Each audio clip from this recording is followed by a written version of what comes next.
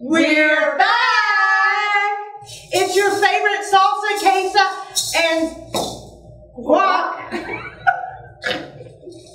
We're back to tell you another technique. Today we're going to be talking about the hourglass. Today we're going to be making a 3.5-inch hourglass block. We're going to be starting with a 4.5-inch square. You need two 4.5-inch squares. Now again, we're going to always add the same amount. So this time, to whatever size you need your hourglass to be, you're going to always add what? 1 inch. So now how much are we going to add? We're going to add it 1 inch. So we need a 3.5-inch hourglass. So we're going to start with two 4.5-inch squares. Okay. And we're going to do what with them? We're going to put them right sides together. Right sides together! Once you put your right sides together, you want to draw a line from corner to corner in the middle. And I'm using a red friction pen in order to draw my line. And if you have short-term memory, I will let you know. This is the same thing, same process we started with the half square triangle. Exactly. See? Just a little bit bigger. Once you draw your line, you need to sew a 1/4 inch on either side of your line. Salsa.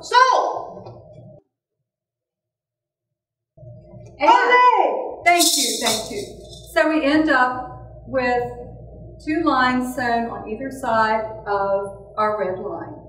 What we're going to do now is cut them apart on the red line. So put your line up your ruler and then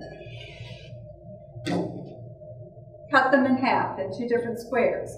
You're going to end up with 2 units that look like this. Now, at this point, do not trim your units. We're going to press them, and then we're going to nest them together. Olé! Thank you! Now we have 2 half-square triangles. What we're going to do now is nest them together. We're going to make sure when we nest them that our dark is to our light on both of our units. So we're going to nest them together and just take your fingers and push them, and you can feel when they're together. They're together. Ooh, together.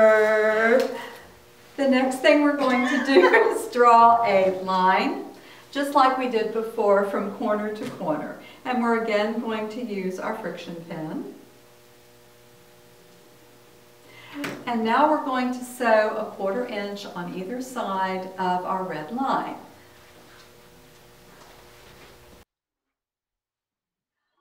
Yay! Perfect! You sew so fastly, quickly. Okay, now what we're going to do is to cut on our red line from corner to corner. Let's line that up.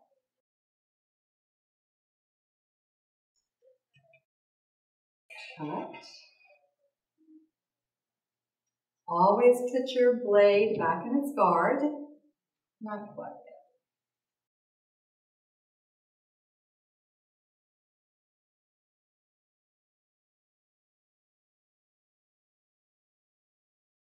You always want to have a fresh, sharp blade when you're sewing, because this kind of blade, a dull blade, can lead to injuries.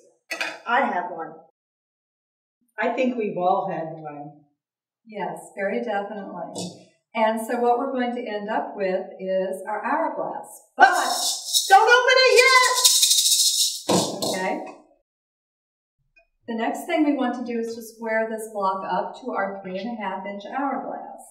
So we are taking our quilt-in-a-day ruler, and we're going to find our 3.5-inch line, and we're going to put that on our sewing line. May I make a point though? Uh-huh. You have the 3.5-inch line, but you also have this perpendicular line to it that goes straight down. If you match that up with the sewing line that goes straight up, you'll be able to have them both matched up and have it exactly where you want it. So 3.5, and then the straight line straight up your other sewing lines. So match up both sewing lines.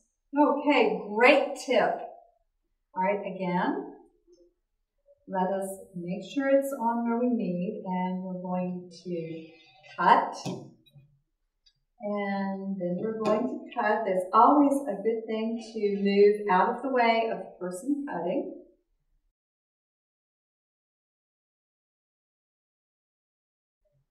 Okay. We also want to get rid of our dog ears while we're here. So let's just put our ruler up and take care of our dog ears while we've got. So again, you put the 3.5 inch on the sewing line, but with the unit down, facing down, and it'll chop off those dog ears correctly. And we'll send it to be pressed. It's a pressing issue. And we have a perfect 3.5 inch hourglass. Yay!